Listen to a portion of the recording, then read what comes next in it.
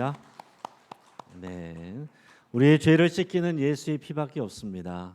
예수 보혈의 공로로 우리가 하나님의 자녀가 되고 구원받고 이 자리에서 예배자로 서 있는 줄을 믿으시고 또 그 은혜 안에 여러분 또 감사하며 누리시기를 바랍니다. 오늘 우리가 읽은 본문을 통해서 짐이 아니라 선물입니다라는 제목으로 우리 말씀의 은혜를 여러분 같이 나누겠습니다. 이번 주부터 주주클럽 가정 예배가 다시 시작한다라고 그랬습니다. 우리 주주클럽은 주인 주자 집 주자를 써서 하나님이 주인 되시는 집, 우리 집이 하나님이 주인 되시는 집이 되게 한다라는 그런 표현이에요. 가정은 최초의 교회고 가장 작은 단위의 교회입니다. 그래서 초대교회는 가정들이 모여서 예배하고 그게 교회였습니다. 예루살렘 교회는 낮에는 성전에서 밤에는 집에서 모였습니다. 헬라 세계에서는 성전이 없으니까 그냥 집에서 모이는 게 그게 교회예요. 교회는 가정들의 모임이고 우리의 각 가정이 교회가 되는 것이 하나님의 뜻입니다. 저도 어릴 때 집에서 부모님들과 가정 예배했던 그런 기억이 있습니다. 자랄 때 이 기억이 있는 사람과 없는 사람은요 차이가 있을 수밖에 없어요. 이거는 부모님이 해주셔야 되는 겁니다. 또 어머니 손을 잡고 구역 예배 따라다닌 기억도 있어요. 제가 무슨 구역 예배를 했겠습니까? 옆에서 어리니까 자다가 간식 얻어먹고 오는 그런 기억이죠.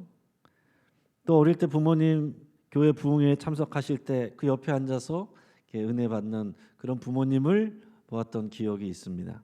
또 기도원에 가실 때도 저를 데리고 가면은 못 모르고 그냥 따라가서 뭐 거기 앉아 있기도 하고 밖에서 뛰어다니기도 했지만은 그 기억들이 다 남아 있다는 거예요.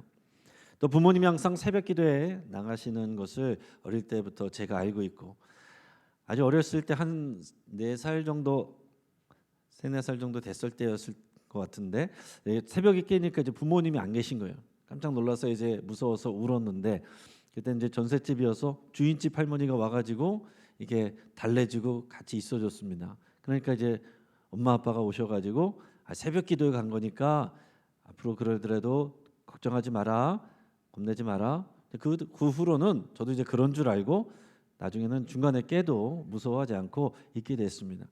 제가 부모가 돼서 또 제가 아내와 새벽 기도를 갔을 때 우리 아이가 어릴 때 똑같이 그렇게 깨서 혼자서 무서워하고 있었는데 그때도 제가 똑같이 새벽 기도 가는 거니까 걱정하지 말고 있어라. 그 아이도 이제 당연히 부모님이 없으면 새벽 기도 가는구나 그렇게 알고서 아이가 지냈습니다. 제가 청소년이 되고 청년 때가 되면은 이제 머리가 크니까 부모님 손을 별로 타질 않죠. 그때는 교회 공동체가 중요한 거예요. 전도사님, 목사님이 또 부모가 되는 거고 또 선후배들이, 친구들이 이제 가족이 되는 겁니다. 저는 정말 교회에서 지내는 시간이 많았고 이 교회가 정말 가정 같았어요. 집인 것 같았어요. 그야말로 교회가 가정이 되는 거죠. 여러분, 아이들이요 어려서 다 기억 못할 것 같지만 엄마 아빠 하는 것을 다 봅니다. 말로 듣는 것을 배우는 게 아니고 엄마 아빠 하는 것을 보고서 신앙을 배우는 거예요. 그게 뭔지는 몰라도 나중에 보면 그게 다 기억에 남습니다. 그래서 우리 교육심리학자들은 3살 때까지의 그 경험이 그 사람의 인생의 지도가 된다고 그랬습니다. 그만큼 어릴 때의 경험이 중요하고요. 그래서 아이들이 어린 자녀들 그리고 초등학생 두신 자녀들 반드시 여러분 가정 예배를 해야 됩니다. 그리고 청소년 청년 때는 교회 공동체가 가정만큼 중요해요. 그래서 교회 공동체 안에서 머물고 지낼 수 있게 해줘야 됩니다. 그래야 이 신앙에 또 건강한 자양분을 받고 건강하게 자랄 수가 있어요. 근데 어떤 부모님들은 아이가 어릴 때 자녀들을 더 좋은 곳 해준다고 좋은 경험 시켜준다고 추억 만들어준다고 가정 예배는 안 하고 놀러만 다니는 분들이 있어요. 우리 자녀에게 줄 수 있는 가장 좋은 것 너무나도 소중한 것을 놓치는 것입니다. 그리고 청소년 둔 부모님들 중에서 우리 자녀가 교회에 있는 것 오래 있는 것 싫어하는 분들이 있습니다. 예배 끝났으면 빨리 와야지. 아이들하고 같이 교회에 있고 뭐 준비하고 있고 그러면은 싫어하는 부모님들이 있어요. 빨리 학원 가라. 정말 신앙의 자양분에 받는 그 소중한 것을 놓치는 겁니다, 여러분. 이제는 아이들이 5, 6학년만 돼도요, 사춘기 있고 그리고 부모님하고 말을 잘 섞으려고 하지 않습니다. 이미 이제 부모 곁을 떠나기 시작하는 거예요. 근데 많은 부모님들이 아이들이 청소년 때 공부하라는 말은 열심히 하면서도 우리 자녀들이 정말로 신앙이 어떻게 들어가고 있는지, 자라가고 있는지 여기에 대해서 잘 모르고 관심도 갖지 않고 무엇 때문에 힘들어하는지 여기에 대해서 알지도 못하고 관심도 없는 분들이 있습니다. 그러면서 열심히 자녀를 위해서 기도만 하면 복 받을 줄 아는 분들이 있어요. 그리고 나서 여러분 가정 예배 하려고 해보세요. 아이들이 쉽게 와줍니까? 쉽지가 않아요. 영적인 습관이 들어야 됩니다. 영적인 습관이 들어야 되고 영적인 근육이 키워져야 되는데 그러기에는 처음에는 또 어려움이 있어요. 그러나 에너지가 들어가야 됩니다. 조금만 머리가 커도 통제가 안 되고 소통이 안 돼요. 지금 가족끼리 같이 모여서 깊이 신앙 얘기를 나눌 수 있는 그런 기회와 시간이 여러분 별로 없잖아요. 가정 예배를 할 때 여러분 이것을 다 하라는 거 아닙니다. 이것은 가정 예배를 위해서 저희가 심혈을 기울여서 만들어 드리는 자료이지 숙제가 아닙니다. 이 가정 예배야말로 여러분 짐이 아니라 선물이에요. 하나님이 복 주시는 선물입니다. 여기 있는 거 다 해야만 가정 예배가 되는 건 아니고요. 예배 꼭 드리는 게 아니고요. 이 안에서 여러분 말씀 한 구절이라도 나누고 찬양 한 번이라도 부르고 또는 기도라도 하나라도 하고 그 중에 뭐 하나라도 하면 그거 괜찮습니다. 뭐 이게 다 못했으니까 가정 예배가 아니다 그런 게 아니에요. 우리는 모일 시간이 없어요. 볼 시간이 없어요. 엄마 아빠 늦게 들어와 가지고 아이들 이미 자고 있어요. 괜찮습니다. 그러면은 자는 아이들 머리에 손 대고 말씀 읽어주시고 기도해 주세요. 그러면 마음만 있으면 어떤 모양으로도 할 수가 있습니다. 지금 현재 영유치부 또 어린이부는 공과가 있고 큐티 자료도 나눠드리기 때문에 여러분들은 얼마든지 그걸 사용하시고 또 이 자료에서 또 어린 자녀들 데리고 있는 분들을 위한 또 초록색 따로 자료도 있으니까 가져가서 여러분 활용하시기를 바랍니다. 지금 세상의 지식과 가치관은요 이 자녀들을 혼란스럽게 합니다. 도대체 언제 여러분들이 자녀들에게 신앙을 가르치고 전수할 수가 있겠어요? 자, 오늘 우리가 읽은 시편은 성전에 올라가는 노래라고 하는 부제가 달려 있습니다. 예루살렘 성전을 향해서 순례자들이 쫙 걸어 올라가면서 이 찬양을 부르는 거예요. 그리고 또 성전에서 예배하기 위해 계단을 올라가면서 이 찬양을 부르는 겁니다.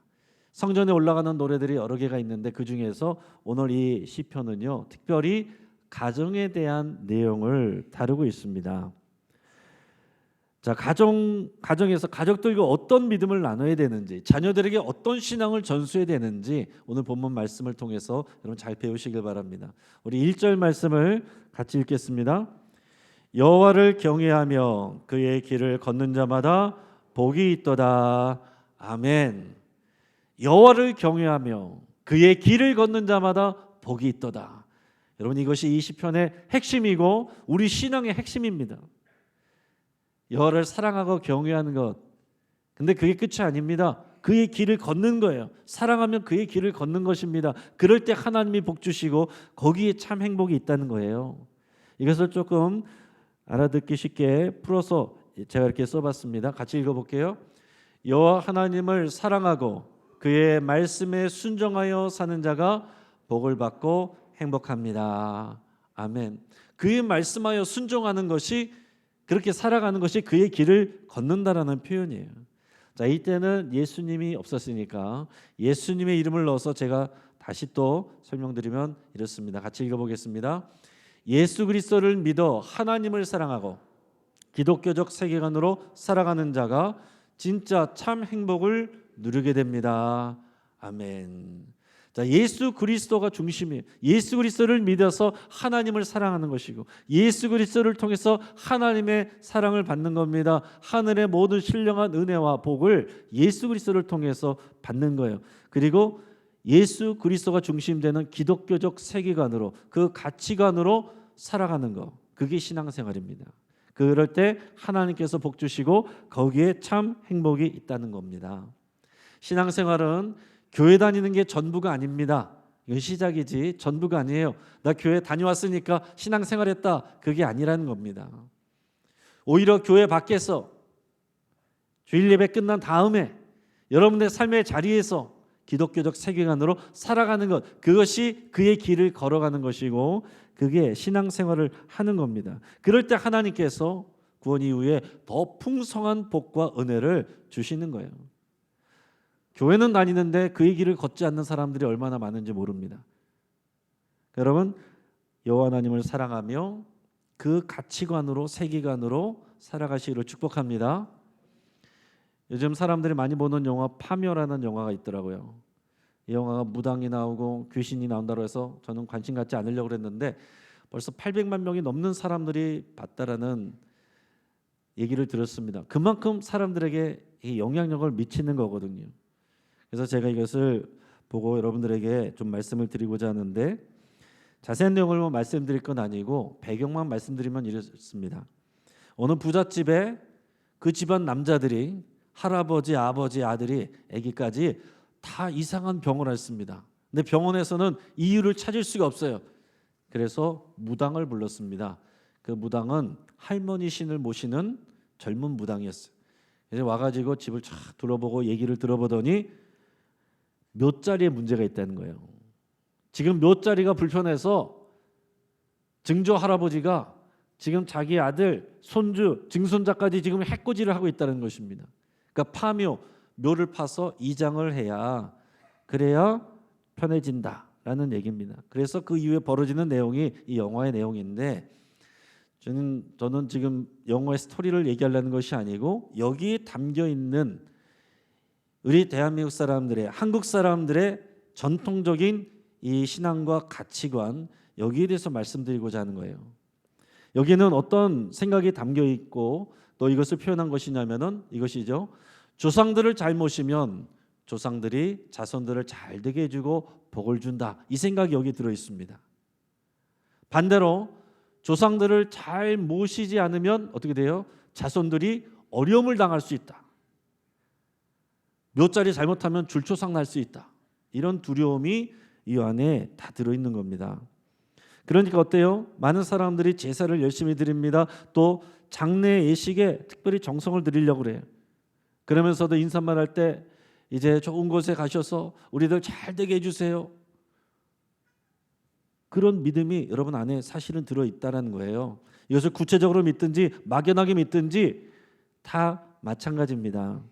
자신은 미신을 안 믿는다고 생각해도 이런 생각과 문화가 있는 곳에 살아갈 때 거기에 물들게 되고 영향을 받는 겁니다.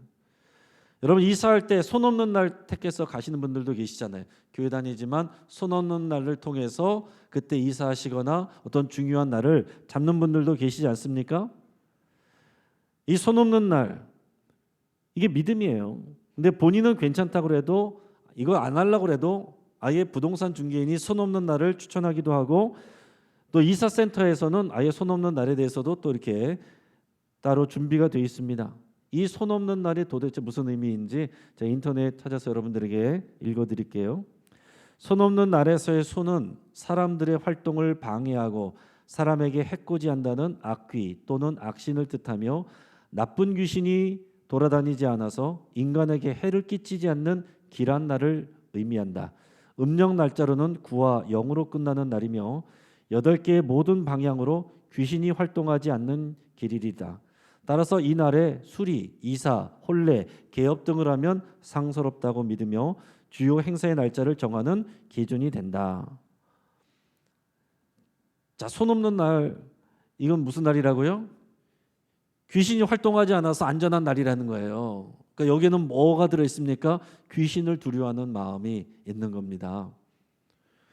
그러면서 심지어 죽은 분이 살아서 해코지하는 그게 귀신이라고 생각하는 잘못된 생각들을 사람들이 하고 있는 거예요. 실제로 이사센터 가면요.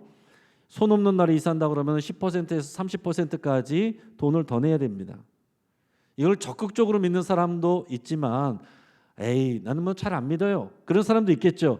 그렇지만 그래도 남들이 그렇다니까 이왕이면 이런 마음을 갖기가 쉽죠. 이미 그것은 같은 믿음을 갖는 거예요. 그렇게 해서 그렇게 살아가면 그게 그 길을 가는 겁니다. 그걸 믿고 그렇게 행동하는 게 그 길을 가는 거예요. 하지만 여러분, 오늘 본문에서 분명히 뭐라고 말씀합니까? 우리를 복 주시는 분은 조상이 아니라 하나님이시라고 말씀하고 있는 거예요. 우리는 예수 그리스도를 통해서 하나님의 모든 은혜와 복과 보호를 받는 것입니다.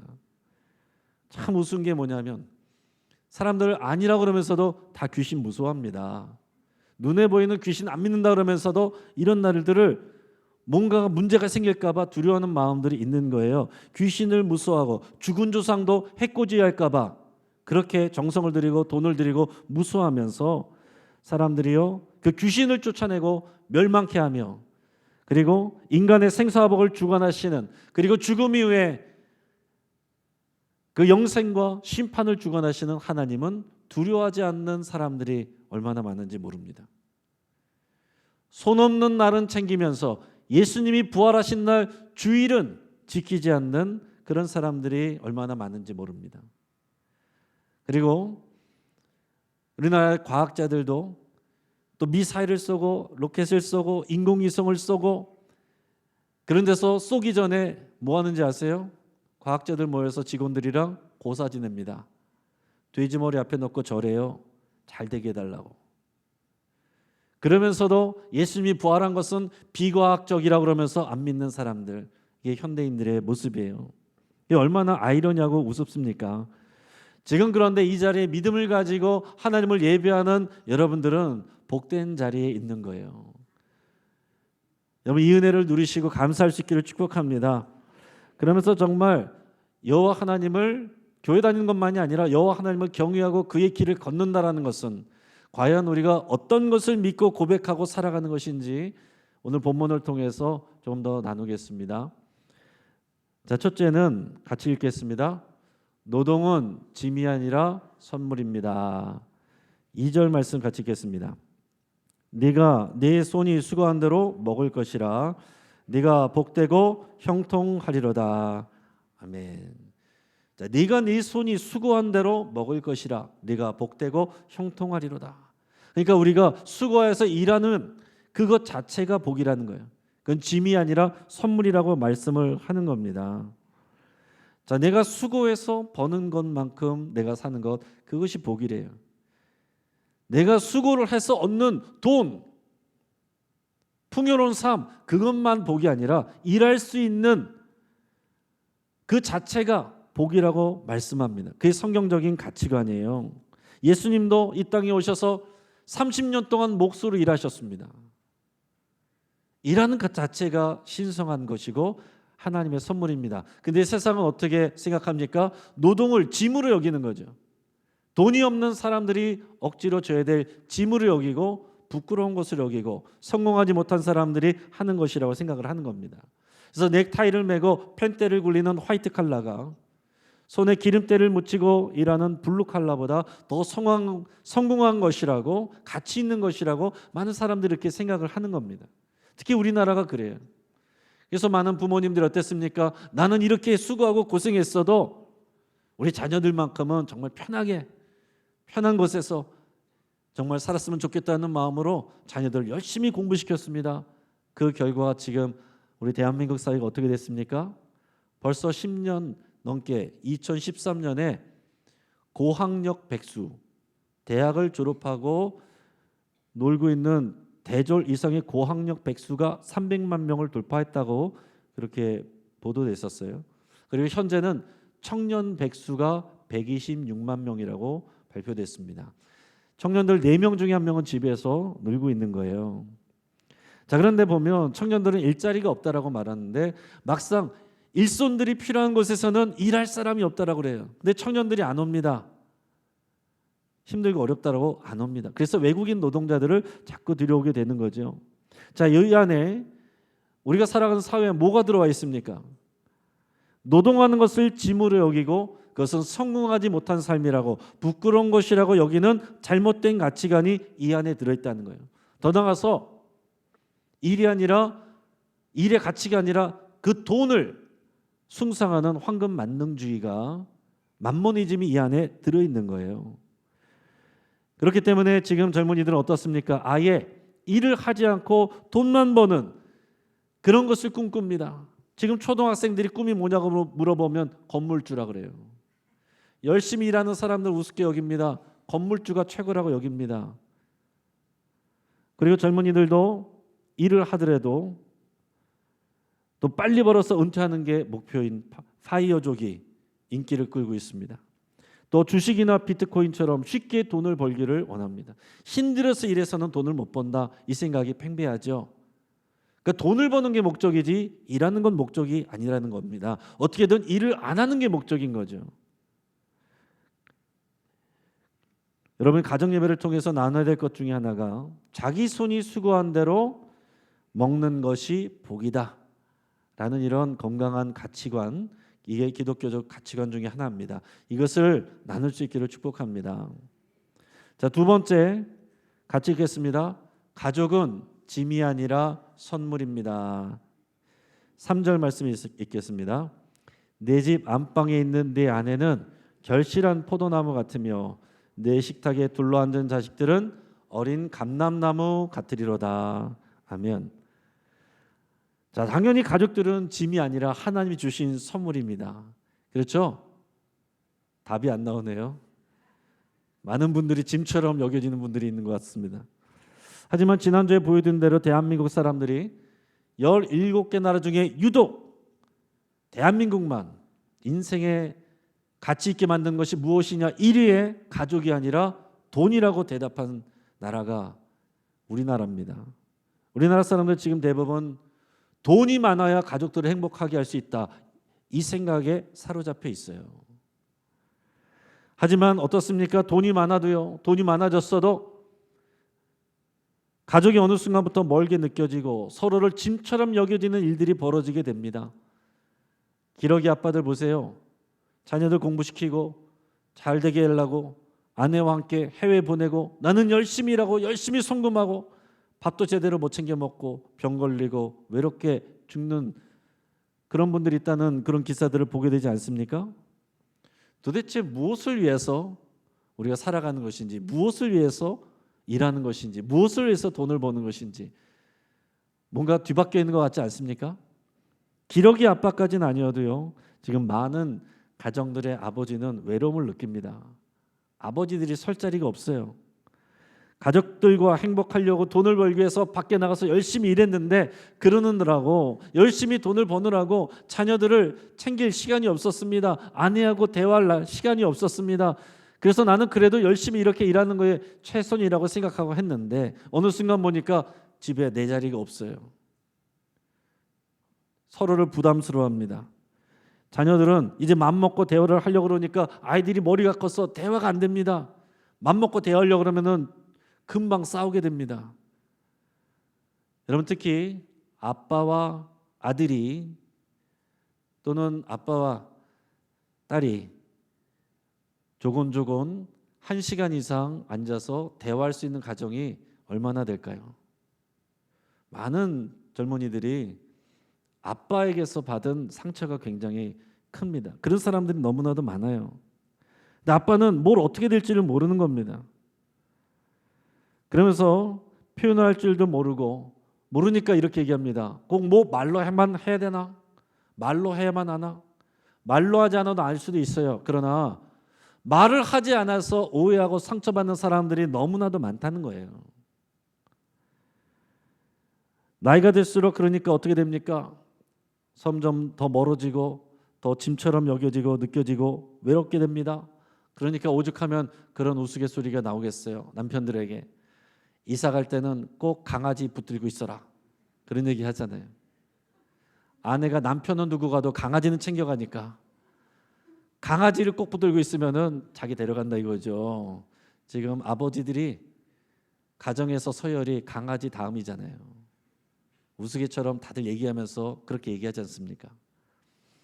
젊은 아빠들 어떻습니까? 이런 꼰대 같은 아빠, 나는 저렇게 살지 않을 거야. 그래서 아내와 자녀들에게 잘해줍니다. 그런데 어느 순간 그렇게 하다가 보니까 아버지의 남편의 권위를 잃어버린 경우들이 많습니다. 그래서요, 자녀가 말을 안 들을 때 많은 아빠들이 아이들한테 뭐라고 말하는지 아십니까? 너 엄마한테 이른다. 너 엄마한테 이른다. 그 아이들이 잘못하다가 아빠한테 걸리면 아이들은 아빠한테 이렇게 얘기합니다. 엄마한테 말하지 마.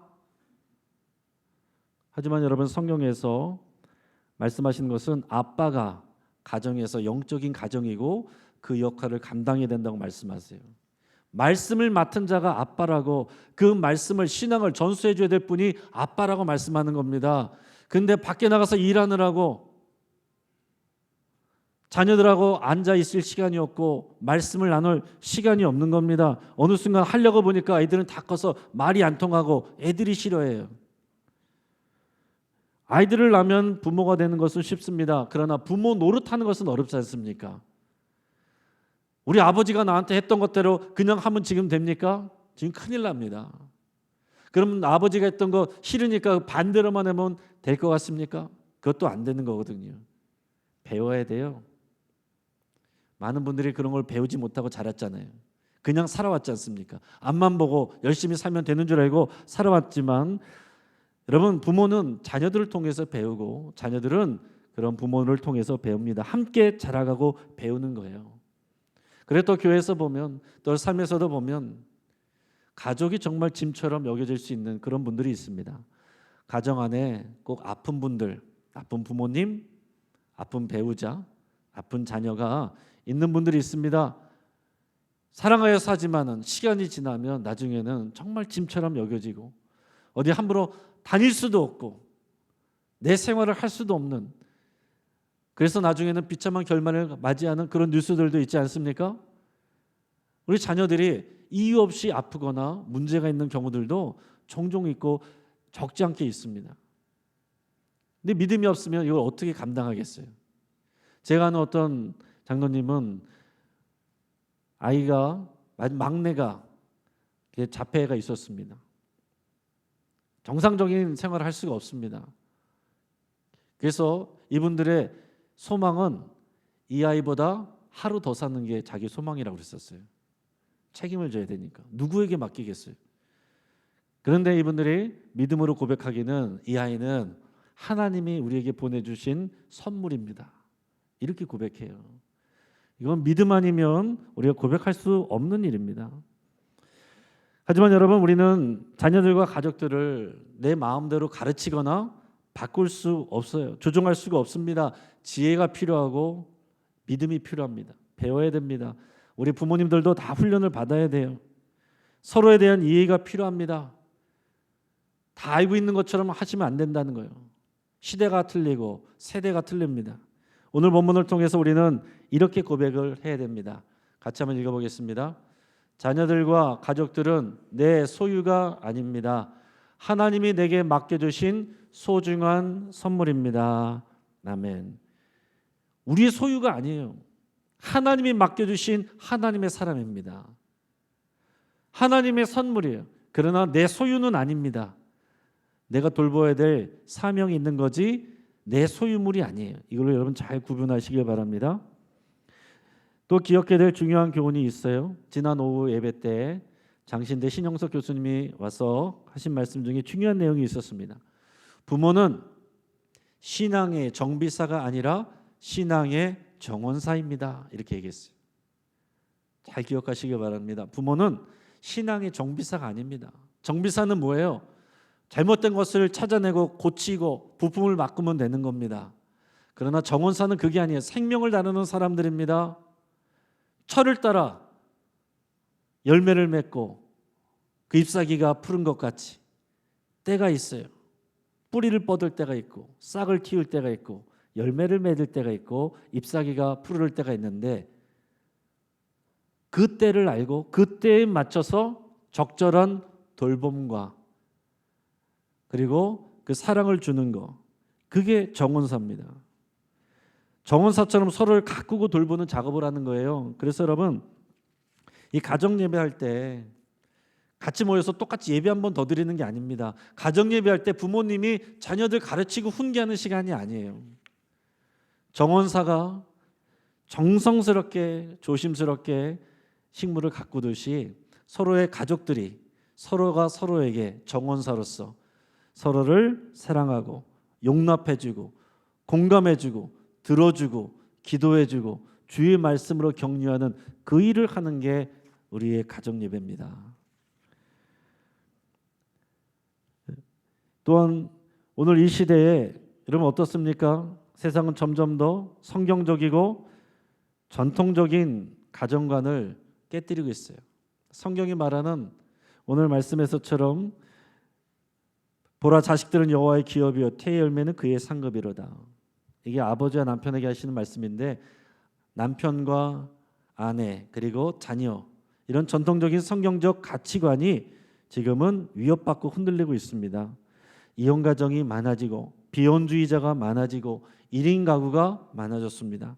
더 많아지고 있습니다. 더 나가서 결혼과 상관없이 은행에서 정자 사가지고 애를 낳을 수 있는 것, 이것을 예능으로 보여주는 이 시대에 살고 있습니다. 또 세계적으로 동성결혼을 합법화하려는 움직임이 거세고 외국에는 그런 일들이 많이 일어났어요.